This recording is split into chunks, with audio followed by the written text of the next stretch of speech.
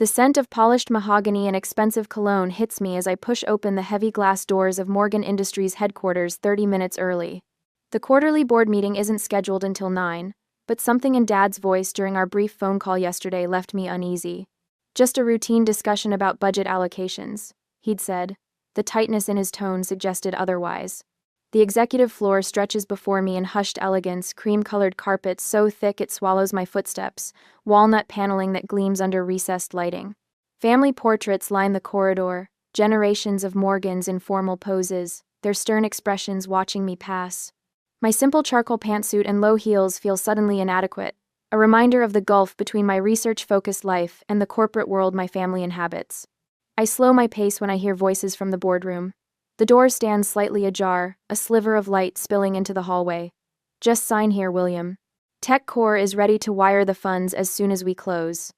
A voice I don't recognize, clipped and professional. 3.5 million is robbery considering what we've put into that division. My father replies, his deep voice unmistakable. It's more than fair for unproven technology. My sister Victoria's voice now, dripping with the smooth confidence that opens doors and closes deals. My heart hammers against my ribs. They're discussing my division, my research. I push the door open fully, the hinges protesting with a soft whine. 4 heads snap up in unison. Dad in his tailored Italian suit, Victoria in her signature red blazer with gold buttons that probably cost more than my monthly rent, James hunched slightly in his chair, and a thin man in spectacles I don't recognize.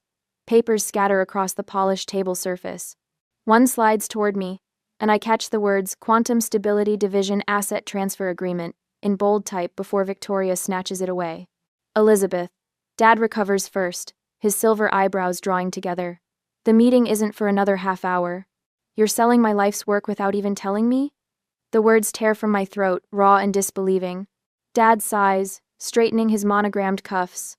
Your little science project has drained enough company resources, Elizabeth. 6 years of funding with nothing concrete to show investors. Nothing concrete? I step forward, hands trembling. We've achieved quantum stability at room temperature for 17 minutes. Do you have any idea what that means? Victoria laughs, the sound like breaking glass. Elizabeth's basement tinkering, she says to the stranger, who smiles thinly, always promising breakthroughs that never materialize. I look to James, hoping for support, but he studies his Italian leather shoes, shoulders curved inward as if trying to disappear. The memory of Grandma Morgan surfaces her weathered hands gripping mine 3 months before she died. They don't understand vision, Lizzie, she'd whispered. But I do. That's why I'm setting up this trust for your research. Don't let them stop you. 6 years of 18-hour days. My small team working weekends, holidays, pushing the boundaries of what everyone said was impossible. Dad dismissing quarterly reports without reading them. Victoria mocking my expensive hobby at family dinners. And now this selling everything for a fraction of its worth to the first buyer who showed interest. This division has cost us nearly 12 million. Dad says, his tone gentler now but still dismissive. The board agrees it's time to cut our losses. The board hasn't met yet. I counter, my voice steadier than I feel. A formality. The voting shares are already aligned. He gestures to the papers. TechCore is being generous considering the circumstances. The room spins slightly. 6 years of work. My team's futures. All the potential applications we've only begun to explore: medical imaging that could revolutionize cancer detection, encryption that would make financial systems impenetrable, energy transfer systems that could slash power consumption. I turn to leave, my legs wooden, dignity the only thing I have left to preserve. At the doorway I pause, a sudden calm washing over me. Grandma's voice echoes in my mind. Remember who owns those patents, Lizzie. Remember what I taught you about protecting yourself. I turn back, meeting Dad's impatient gaze. You might want to check the ownership of those patents before you sign anything else. The words hang in the air between us. Dad's expression shifts subtly confusion, then the first flicker of uncertainty. Victoria's perfectly manicured hand freezes midair, the pen she's holding suspended above the signature line. James finally looks up, his eyes widening as understanding dawns. I walk out, closing the door behind me with a soft click that somehow sounds like thunder in the sudden silence. The revolution has begun. The next day, after getting more documents to defend my research, the morning sun slants through the blinds as I pace my living room, my fingers repeatedly dialing Margaret's number. 6 years of research. My life's work. And they tried to sell it for pocket change without even telling me. I'm outside, Margaret says when she finally answers, bringing reinforcements. I open my apartment door to find Margaret Wheaton standing there in a charcoal suit that makes my simple attire look shabby by comparison. Her Harvard Law diploma hangs in an office downtown with a view of the harbor. Behind her stands Dr. Thomas Reynolds, my research partner, clutching an accordion file bulging with papers. You were right, Margaret says, brushing past me. Her heels click decisively against my hardwood floor. We found everything. Thomas sets up his laptop on my kitchen counter, while Margaret spreads documents across my coffee table with surgical precision. The papers form a constellation of betrayal, each one a star in a universe I never wanted to discover. Your father has systematically blocked every funding request you've submitted for the past 3 years. Margaret taps a thick folder with a manicured nail. And that's not all. Thomas turns his laptop toward me. Look familiar? On screen is a PowerPoint presentation with Victoria's name prominently displayed. The slide shows quantum stability algorithms, identical to those we developed 6 months ago. She's been stealing our research. My voice sounds hollow in my ears. How? Remember Jason from IT? Thomas says. Victoria convinced him she needed administrative access to our servers for a security audit. She's been downloading our data for nearly a year. I sink onto my sofa, the room tilting slightly. She presented this as her own work? Won innovation awards for it. Thomas's normally gentle voice hardens. The quarterly bonuses she received for breakthrough thinking total more than our entire lab budget. Margaret hands me a folder labeled Morgan Industries Internal Correspondence. Inside are printouts of emails between Victoria and my father, spanning years. Don't worry about Elizabeth's funding requests, reads one from Dad. The board never sees them. I make sure of it. Another from Victoria. Had dinner with the TechCore executives. They're very interested in quantum stability applications. I told them my division is making significant progress. My father's response chills me. Good. Elizabeth's little project is bleeding money. When the time comes, we'll transition ownership to your division. Family legacy matters more than individual credit. My hands shake, anger rising like bile. I think of all the weekends my team worked, all the progress reports Dad never read, all the times Victoria mocked my hobby while secretly stealing from it. I look up at Margaret, who stands with arms crossed, waiting. We're going back there, I say, rising. Now. An hour later, we stride into Morgan Industries headquarters. The receptionist, recognizing me, buzzes us through without question. In the elevator, Margaret hands me a thick legal document. Your grandmother was smarter than all of them combined. She says, the patents are ironclad, registered in your name, funded through her trust. Your father can't touch them. The boardroom falls silent when I push open the door. Dad sits at the head of the table, Victoria beside him looking smug in a perfectly tailored burgundy suit. James occupies his usual place, shoulders hunched, eyes downcast. 3 board members I recognize as Dad's golf partners occupy chairs along one side. Elizabeth. Dad's voice carries a warning. This is a private meeting. About my research division, I say, stepping inside. Margaret and Thomas follow, closing the door firmly behind us. So I should be here. Victoria's smile tightens. We were just discussing asset realignment. Nothing that concerns endpoint. You mean theft? Thomas interrupts, placing a flash drive on the table. Of intellectual property that doesn't belong to either of you? Margaret steps forward, her presence filling the room despite her small stature. I've prepared documentation showing systematic intellectual property theft, fraudulent representation of research, and misappropriation of corporate resources. She slides copies to each board member. Elizabeth's patents are independently owned through the Eleanor Morgan Trust. Any attempt to sell them to TechCore constitutes corporate fraud. The color drains from Victoria's face as she snatches a copy, scanning the pages rapidly. You always were dramatic, Elizabeth, Dad says, though uncertainty creeps into his tone. This is business, not personal. Stealing my work is very personal, I reply, surprised by the steadiness in my voice. As is blocking my funding while Victoria paraded my research as her own. Victoria slams her palm on the table. Innovation doesn't count unless it has my name on it.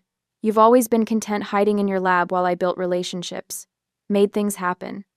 You mean taking credit for others' work? Thomas projects emails onto the wall screen. Victoria's correspondence with Jason in IT, instructions for accessing our server, file transfers of our research data. One of the board members, an older woman with silver hair, examines the documents with a deepening frown. William, if these allegations are true. They're not, Dad interrupts. Elizabeth has always had an overactive imagination, playing in her lab while the rest of us ran a business. He rises, towering over the table. His gaze locks on mine, cold fury radiating from his eyes. You'll never work in this industry again. I made you. I can break you. The words hang between us, a declaration of war. 6 years ago, they would have crushed me. Today, they strengthen my resolve. The patents are in my name, I say quietly. Funded by grandmother's trust. She saw what you couldn't, or wouldn't. The boardroom falls silent. Even Victoria stops flipping through papers, her face a mask of calculation. The silver-haired board member stands. I believe we need an emergency meeting tomorrow morning.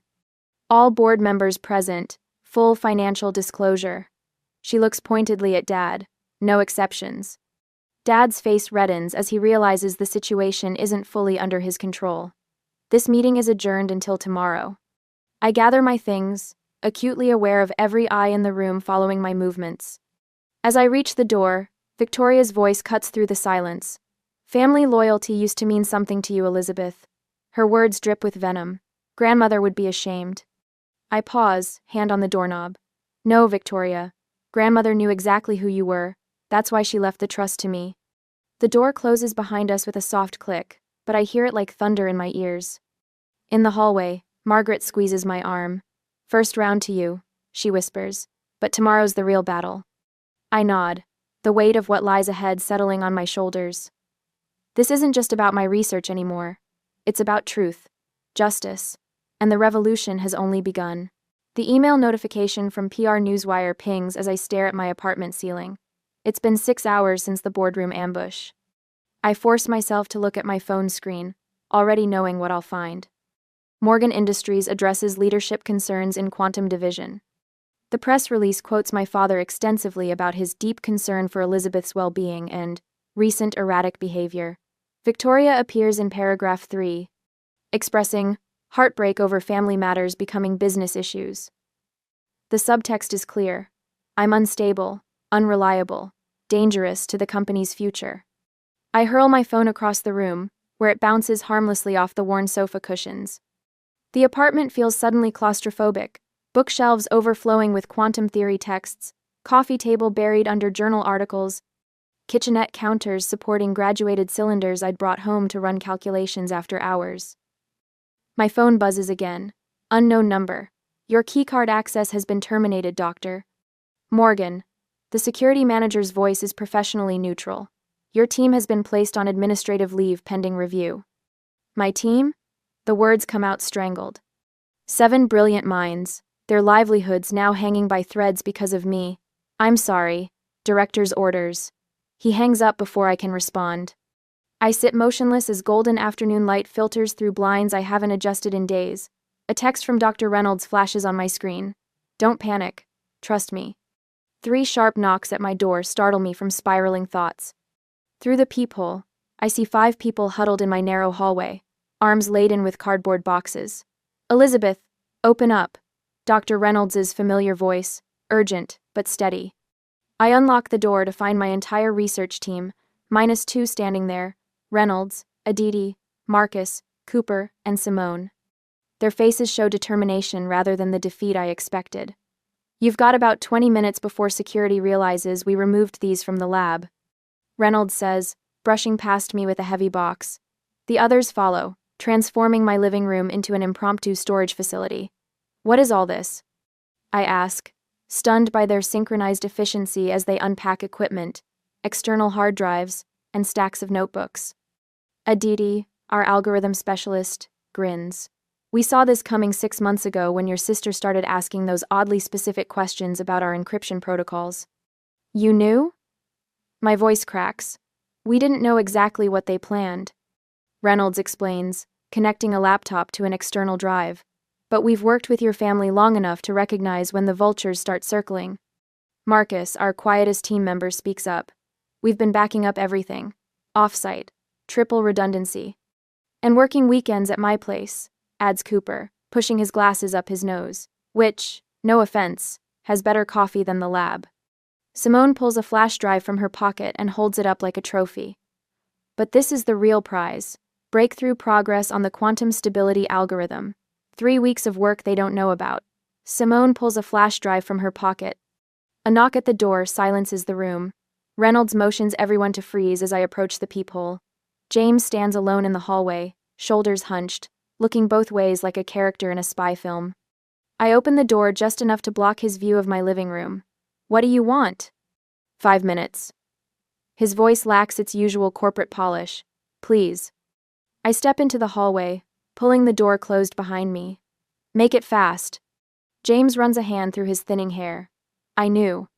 He admits, unable to meet my eyes. About the sale. About Victoria stealing your research notes. About the campaign to discredit you that launched this morning. The hallway narrows as blood rushes to my head. And you did nothing. I was a coward. His admission hangs between us. But I'm done with that now. He pulls a folder from inside his jacket. Victoria's division hasn't produced original research in years. It's all acquisition and rebranding. These are the financial records proving it. I take the folder without opening it. Why now? James finally meets my gaze. Dad built an empire with brute force, but you could change the world. His eyes flick to my apartment door. Your team refused TechCore's offers this morning. Every single one of them. $500,000 each to jump ship, and they all said no. Something warm unfurls in my chest, pushing against the cold anger that's been my companion since the boardroom. Dad doesn't understand loyalty he can't buy. James says. That makes you dangerous to him. After James leaves, I return to find my team huddled around Reynolds' laptop, faces illuminated by scrolling code. Henderson and Farouk are still at the lab, Reynolds explains, playing along to feed us information. The PR campaign is just the beginning, I tell them, sinking into my lone armchair. They'll come after all of you next. Your careers, your reputations. They already have, Simone says, sliding her phone across the coffee table. On the screen, a series of texts from recruiters offering fresh starts, away from the Morgan situation. Cooper snorts. TechCore offered me a corner office and stock options. I told them I don't work for thieves. Aditi nods firmly. Your grandmother funded my doctoral research. Loyalty isn't just about paychecks. The mention of my grandmother sends me to the bookshelf where I keep her letters. Between quantum theory textbooks sits a worn leather portfolio. Inside, among birthday cards and graduation notes, I find the letter I vaguely remembered written 2 weeks before she died. My hands tremble as I read her spidery handwriting. The charter amendment is filed with Harrington. If William ever tries to appropriate your work, Article 16 automatically redistributes voting shares. He never reads the fine print, darling. That's always been his weakness. I work through the night, poring over company documents with new understanding, while my team catches sleep in shifts on my sofa and floor. Near dawn, I find it Article 16, Section 3, Paragraph 7. The clause that changes everything. Grandma knew this day might come. I whisper to her photograph on my desk as the first light of morning streaks through my blinds. My phone buzzes insistently. Then again, and again. The first message is from the patent office. My quantum stability algorithm officially granted. The second, National Science Foundation breakthrough designation confirmed. The third makes me sit up straight, a smile spreading across my exhausted face. Initial licensing interest starting at $4.2 billion. Bye. I look around at my sleeping team, at the boxes of research they rescued, at James's folder of evidence, at Grandma's letters. They have no idea what's coming. The next morning, the boardroom feels different today. 13 members of the Morgan Industries board sit in leather chairs around the massive walnut table, their expressions ranging from curious to concerned. The emergency meeting called for 9 o'clock sharp has everyone on edge. I stand in the corridor, watching through the glass wall as Dad checks his watch for the third time in 5 minutes. Margaret squeezes my arm. Ready? I smooth my tailored charcoal suit, not the simple pantsuit from last week, but something with just enough authority to make a statement. I've been ready for 6 years. We enter, flanked by my legal team carrying sleek portfolios. The room falls silent. Dad rises from his chair at the head of the table, face flushing. This is a closed board meeting, he announces, voice sharp. Elizabeth, you and your entourage need to leave immediately. Before I can respond, Dorothy Walker, the silver-haired board chair and my grandmother's oldest friend, taps her gavel. William, I called this emergency meeting at the request of several board members who have concerns about yesterday's attempted sale. She nods toward me. I believe we should hear what Dr. Morgan has to say. Dr. Morgan. The formal acknowledgement of my credentials sends Victoria's perfectly plucked eyebrows shooting upward. I take my position at the presentation screen while my team distributes leather-bound folders to each board member. The weight of 13 pairs of eyes bears down on me, but for once, I don't feel small. Thank you for... I begin. This is ridiculous, Victoria interrupts, standing abruptly. Her voice rises with each word. My sister is attempting to steal research funded by this company. She's been mentally unstable since our grandmother died, and now she's trying to sabotage a legitimate business deal. Dad nods, adding, I move to adjourn this meeting and handle this family matter privately. Second, calls out Vernon Pierce, Dad's golf partner, and reliable yes man. I remain perfectly still, waiting. Dorothy glances at the folder before her, then shakes her head. Motion denied. Please continue, Dr. Morgan. Victoria slams her palm against the table. She has no right to... The patents for the quantum stability algorithm are registered in my name? I say, my voice steady. They were funded entirely by grandmother's independent trust, not Morgan Industries. The documentation is in your folders. Section 1. The rustle of turning pages fills the room. James, sitting halfway down the table, studies the papers intently, refusing to meet Dad's glares. Furthermore, I continue, clicking to the next slide. The National Science Foundation has officially designated our breakthrough as a technology of national significance. I pause, letting the prestigious seal on the screen register.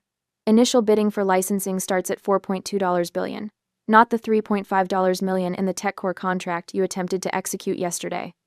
A collective intake of breath sweeps through the room. Vernon Pierce's mouth hangs open. Dorothy's eyes widen behind her glasses. That's preposterous, Dad sputters. No quantum technology is worth. The Department of Defense disagrees. Margaret interjects smoothly, directing the board to Section 3, as does MIT's Quantum Computing Center and 7 major tech corporations, who have already submitted preliminary bids. Victoria's face drains of color, her knuckles white against the polished table. This is a bluff. She's always been jealous of my success. No bluff, I reply, clicking to the next slide. But speaking of success, the FBI has some interesting questions about your division's research claims over the past 3 years. The forensic accounting report is in Section 4. I walk slowly to the center of the room, where I can see each face clearly. But there's something else you should know. Section 5 contains a clause from Morgan Industries' founding charter, inserted by my grandfather and reinforced by my grandmother before her death. Board members flip frantically to the tabbed section. In the event of attempted intellectual property appropriation, voting shares automatically shift to the person whose IP was threatened. I let my gaze rest on Dad. As of yesterday, when you tried to force this sale, I became controlling shareholder of Morgan Industries. The room erupts. Questions fire from all directions, but notably, they're directed at me rather than Dad. For the first time in my life, I see genuine fear in my father's eyes. He pushes back his chair and stands. This meeting is over. My lawyers will... The meeting isn't adjourned yet, Dad, I say, the word Dad feeling foreign in this context. Please take your seat. These words, these simple words that freeze him mid-stride. The boardroom falls silent as the power shift becomes palpable. For perhaps the first time in decades, William Morgan hesitates, then slowly lowers himself back into his chair. Dorothy taps her gavel gently. I believe the board has several questions for our new majority shareholder. I nod, maintaining my composure despite the thundering of my heart. The revolution isn't just beginning. It's already won. The boardroom atmosphere is familiar today. My nameplate gleams at the head of the mahogany table where Dad sat for 30 years. 1 week into my chairmanship, and the leather still feels stiff beneath me, unyielding, as if rejecting my presence. Board members file in with cautious smiles. Their eyes dart between me and the empty seats, where Victoria and Dad will soon sit. James slips in quietly, nodding as he takes his place, his usual hunched posture slightly more upright today. When Dad and Victoria enter, the temperature seems to drop 10 degrees. Victoria's red blazer burns like a warning signal. Dad wears his power suit charcoal gray with subtle pinstripes that cost more than most people's monthly mortgage payments. Elizabeth. Dad's voice carries none of the deference the others showed. He sits without waiting for my invitation, Victoria following his lead. This meeting will now come to order, I announce, surprising myself with the steadiness in my voice. Before I can continue, Dad slides a folder across the table. A proposal for family reconciliation, for the good of the company. Victoria leans forward. The press would love hearing about a daughter's hostile takeover. Think of the headlines: family betrayal at Morgan Industries. Stock prices won't hold if this gets ugly. Their lawyer, a jowly man named Richard Walters, produces a document with practiced efficiency. A cease and desist regarding your use of Morgan family patents. The family name is trademarked, and your grandmother's trust doesn't supersede certain corporate bylaws. The old Elizabeth would have wilted under this assault, the woman who spent 6 years being dismissed as Dad's quirky daughter playing scientist in the basement. But that woman no longer exists. Before we address these concerns, I say, tapping my tablet screen, I'd like to introduce the board to Project Helios. The wall screen illuminates with images of a gleaming research facility I've kept hidden for 3 years. Funded by grandmother's trust, and built in an old warehouse 30 miles from Morgan Industries. While you were busy undermining my work, I continue, swiping through slides showing cutting-edge laboratories, my team achieved quantum supremacy that maintains stability for 78 minutes. We've applied this technology to protein folding algorithms that have already identified 3 potential cancer treatments. Dad's face remains impassive, but a muscle twitches in his jaw. Additionally, our carbon capture technology has attracted significant attention. I pause, letting the tension build. The government has awarded us contracts totaling $7 billion. Victoria's pen clatters to the table. James straightens fully now, his eyes wide. Morgan Industries stock has risen 70% since news of my patents broke last week. I continue. Any questions? The silence stretches until Dorothy Walker, Grandma's old friend and longest-serving board member, speaks. I believe we'd all like to hear more about these developments, Elizabeth. I nod to Margaret, who distributes tablets to each board member. These contain the results of a forensic audit of the Innovation Division for the past 5 years. Victoria's face drains of color as she scrolls through the document. You'll note that Victoria's division hasn't produced original research since 2019. What they have produced is a systematic pattern of fraud, including falsified test results and plagiarized research.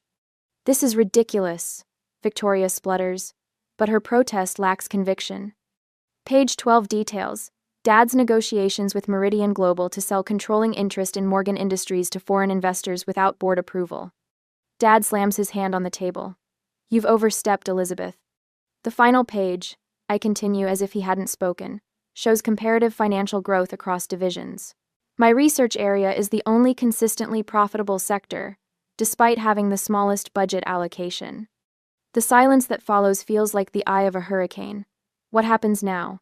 Asks Harold Stevens, Dad's golfing buddy and longtime ally. I straighten my simple blazer. William Morgan will transition to Chairman Emeritus, a ceremonial role with no operational authority.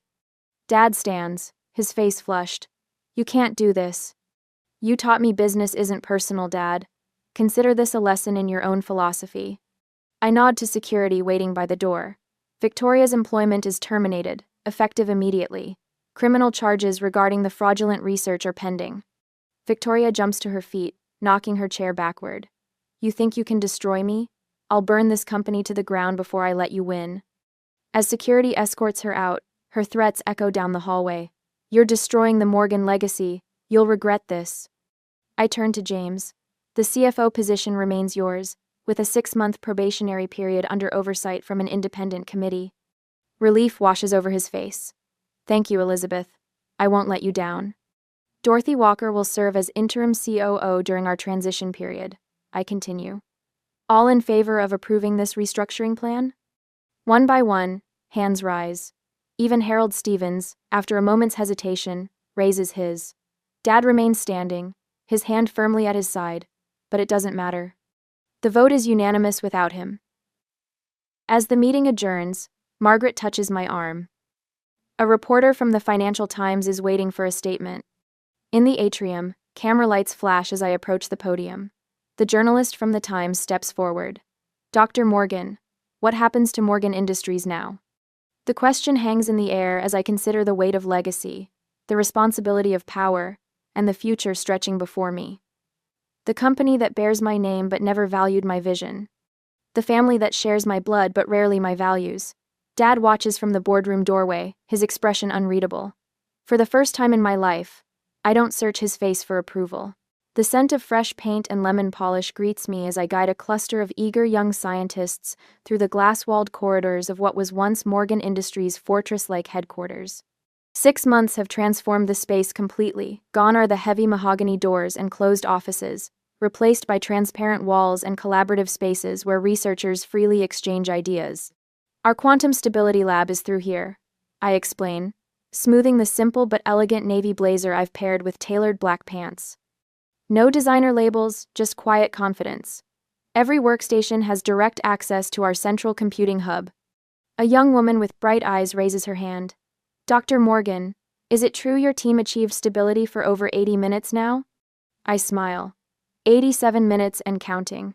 And please, call me Elizabeth. Later, I stand in the boardroom where my life changed forever. The polished table that once held the papers meant to steal my work now displays our newest patents, quantum-based cancer detection technology, with a 96% success rate. The board members listen attentively, so different from the dismissive faces of 6 months ago. The early clinical trials have exceeded expectations. I explain, watching their expressions shift from interest to genuine awe. Targeted quantum imaging allows us to detect cellular changes 3 years earlier than conventional methods. When the applause dies down, the boardroom door opens. My mother Rebecca stands hesitantly in the doorway, notably absent her usual strand of pearls and designer clothes. Her simple gray dress makes her look smaller, more human. I didn't mean to interrupt, she says softly. You're not interrupting, I assure her as the meeting concludes. When we're alone, I slide a folder across the table. I'd like you to consider heading the Morgan Charitable Foundation. Her fingers tremble slightly as she opens it. After everything that happened with your father and Victoria. Grandmother would have wanted healing where possible, I say, even if some bridges can't be rebuilt. The afternoon finds me celebrating with my original research team, now directors of their own divisions. Dr. Reynolds raises a glass of champagne, his loyalty throughout our darkest days never forgotten, to Elizabeth, who saw what the rest of us could only imagine. James stands nearby, still proving himself as the reformed CFO, but making genuine progress. The shift in him since choosing integrity over our father's corruption remains a daily revelation. Before leaving, I detour to my office, where a young physicist, Allison, waits anxiously with calculations spread across my desk. Everyone says my approach is too theoretical. She confesses, shoulders hunched with familiar self-doubt. I recognize myself in her uncertainty. Never let anyone tell you your ideas are too ambitious. I tell her, thinking of all the times my own vision was dismissed. The quiet ones are usually building revolutions. That evening, I hang grandmother's portrait beside the framed first patent that changed everything. The small brass plate beneath reads, "Never underestimate the quiet ones, they're usually the ones building revolutions." At my desk, I review plans for our new research campus when a news alert flashes across my screen. Morgan Industries' value has tripled since the restructuring. I smile, close my laptop, and glance at the clock. 5:30 p.m. For the first time in years, I'm leaving on time. The revolution isn't just about quantum science, it's about changing how we value what truly matters.